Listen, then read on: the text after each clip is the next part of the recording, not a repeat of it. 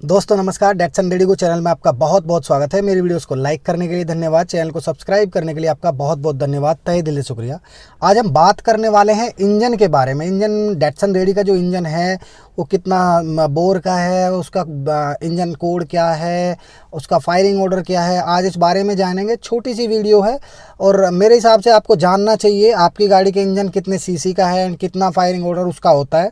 And compression test value जो होती है, जब होता क्या है गाड़ी पिकअप छोड़ देती है एंड गाड़ी पिकअप नहीं लेती, उसी टाइम पे वाइट स्मोक या ब्लैक स्मोक आता है, तो उस कंडीशन में उसका कंप्रेशन टेस्ट किया जाता है, उसकी स्टैंडर्ड वैल्यू क्या होती है। ये सारी चीज़ें जानना आपके लिए बहुत ही ज़रूरी है। ठीक है, एक बहुत ज़रूरी और एग्जैक्ट आपको जानकारी देने की कोशिश कर रहा हूँ। वीडियो लास्ट तक देखेंगे तो आपका फ़ायदा होगा, नहीं तो कोई बात नहीं। मेरा काम है रोज़ आके आपके लिए फ़ायदे की वीडियो बनाना एंड खुश रहना, आपको भी रखना और मुझे भी खुद भी। तो चलो स्टार्ट करते हैं। तो गाड़ी डेटसन रेडिगो के लिए हम बात कर रहे हैं। तो इंजन टाइप जो होता है, इंजन कोड इसका जो होता है BR08DE। तो इसकी फुल फॉर्म क्या होती है? BR से तो हमें पता चल जाता है कि पेट्रोल इंजन है, ठीक है, BR, ठीक है ना। एंड इसके बाद 08DE जो लिखा रहता है, इसकी क्या फुल फॉर्म होती है ये जानना आपके लिए बहुत ही ज़रूरी होता है। वैसे तो गाड़ी का जो मॉडल कोड होता है लोग बोल देते हैं, जैसे आप डीलर पे जाओगे, अब मैक्सिमम लोगों को तो यही पता होगा कि हमारी गाड़ी को रेडिगो ही बोलते हैं, बट डीलर पे जब आप जाओगे वहाँ पर कोड बोला जाता है। जैसे डीलर पे आप घूम रहे हो, कोई फ्लोर इंचार्ज वहाँ पर मिला एंड किसी टेक्नीशियन को कह रहा है कि CD0 गाड़ी लगाओ, उसकी सर्विस करनी है, तो CD0 होता है गाड़ी का मॉडल कोड। आपको पता है डेटसन रेडिगो बोला जाता है, बट उसका कोड जो डीलर पे होता है उसका CD0 होता है। बट इंजन का जो कोड है BR08DE होता है। BR का मतलब उससे पहचान जाएंगे कि पेट्रोल इंजन है, 08 मतलब 800 सीसी, या फिर अगर वहाँ पर 1.0 होता, BR1.0DE का मतलब होता है 1.0 मतलब 1 लीटर, ठीक है, यहाँ समझ गए, या 1000 सीसी। बाद में जो DE होता है उसका मतलब होता है डबल ओवरहेड केम शाफ्ट, ठीक है। तो ये इसका फुल फॉर्म हो गया आपके BR08DE, ठीक है। इसके बाद सिलेंडर अरेंजमेंट क्या होता है? सिलेंडर अरेंजमेंट होता है इन लाइन 3, मतलब गाड़ी के अंदर कितने सिलेंडर हैं। तो आपकी गाड़ी के अंदर 3 सिलेंडर हैं, ठीक है।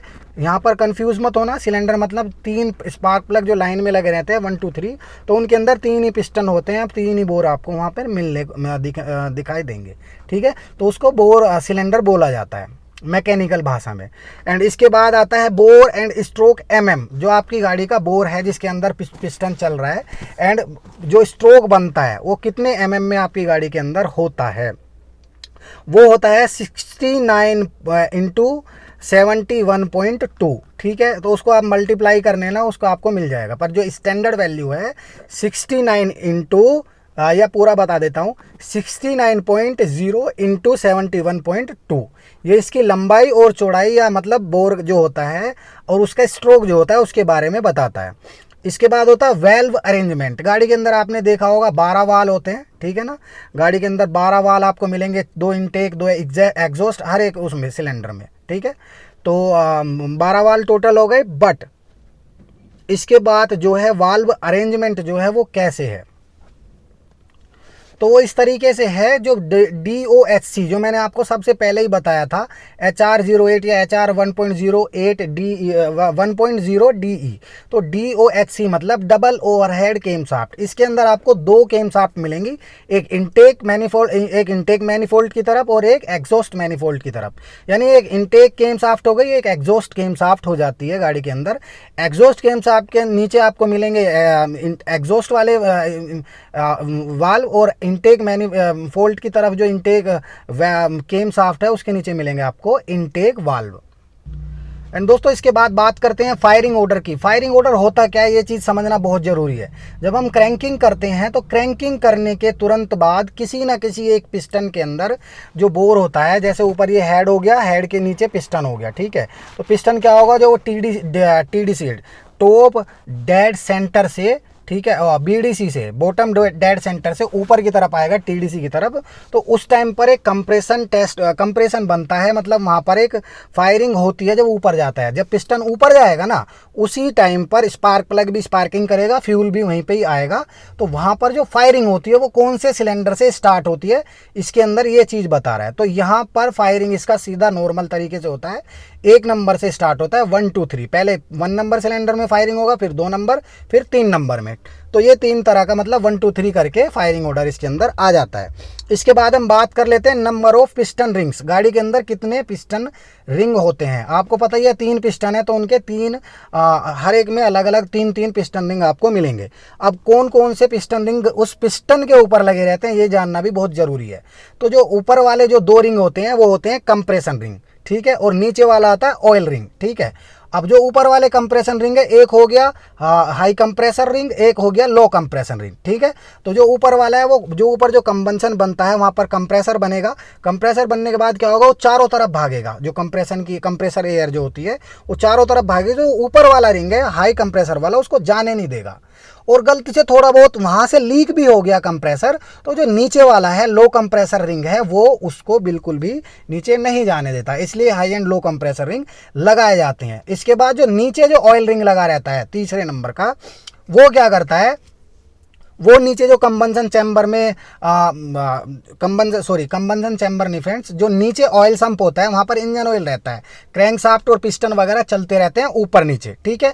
तो वहाँ पर क्या होता है, पिस्टन पे ऑयल चलता रहता है। जो वो ऑयल रिंग है वो ऊपर जहाँ पर कंप्रेशन बन रहा है, मतलब जहाँ ब्लास्ट हो रहा है, फायरिंग ऑर्डर बन रहा है, वहाँ पर ऑयल को जाने नहीं देता है, ठीक है। तो ये होता है इन पिस्टन रिंग्स का काम, ठीक है। अब कंप्रेशन रेशियो की बात कर लें तो इसमें जो कंप्रेशन रेशियो होता है 10.5 होता है, ठीक है। आप किसी भी तरीके से ले सकते हैं, मान लो गाड़ी के अंदर KPI हुआ, बट हमारे यहाँ इंडिया में बार यूज़ होता है, ठीक है। बार में हम उसका रेशियो निकाल सकते हैं, KPI में या KG में या PSI में, ठीक है। PSI में एयर डाली जाती है गाड़ी के अंदर, आप सभी को पता है। इसके बाद आता है कंप्रेशन प्रेशर, मतलब जो कंप्रेशन टेस्ट के बारे में मैं आपको बता रहा था। कंप्रेशन प्रेशर जो स्टैंडर्ड होता है अपनी गाड़ी के अंदर वो होता है 13.8 बार, ठीक है। जब मान लो आपकी गाड़ी चलो पहले ये बता देता हूँ, जो स्टैंडर्ड होता है 13.8 बार होता है, बट अगर थोड़ा बहुत भी मतलब मिनिमम कहाँ तक ओके माना जाता है, ये भी चीज़ आपको समझ लेनी चाहिए। 12.8 बार तक, मतलब 1280 आप KPI मान लो या PSI मान लो, ठीक है। PSI छोड़ो, आप बार में ही समझो, 1280 PSI तक, मतलब बार तक अगर कंप्रेशन टेस्ट वैल्यू आ रही है तो गाड़ी को ठीक कहा जाएगा। बट स्टैंडर्ड 1380 मतलब 13.8 बार होना चाहिए, ठीक है। अगर 100 बार का डिफरेंस आ रहा है कंप्रेशन टेस्ट के टाइम पर तो कोई दिक्कत नहीं है, वो चल जाएगा, ठीक है। बट उससे नीचे अगर आ रहा है, उससे भी नीचे अगर 12.8 से भी नीचे अगर गाड़ी का कंप्रेशन वैल्यू आ रही है तो उस टाइम पर या तो पिस्टन खराब हो गए हैं, या रिंग लीक हो रहे हैं, या कहीं ना कहीं से गाड़ी ऑयल उठा रही है, कुछ ना कुछ सिम्टम्स गाड़ी के अंदर दिखाई देने लग जाते हैं, ठीक है। तो मैक्सिमम यही चीज़ें होती हैं गाड़ी के अंदर। और एक चीज़ जो सबसे मोस्ट इंपॉर्टेंट चीज़ है, वाल क्लियरेंस जो है वो कितना होता है ये बताऊंगा किसी दूसरी वीडियो में।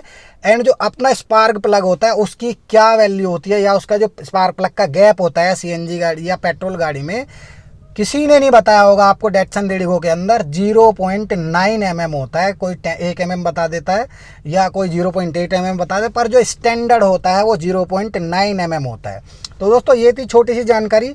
कोई भी चीज़ अगर वीडियो के अंदर आपको अच्छी लगी हो तो प्लीज़ कमेंट करके बताएं, एंड चैनल को सब्सक्राइब जरूर करें, और अपने फ्रेंड सर्कल में ज़रूर सेंड करें वीडियो को। तो मिलते हैं किसी और अच्छी सी वीडियो में, तब तक के लिए जय हिंद जय भारत दोस्तों, थैंक यू सो मच।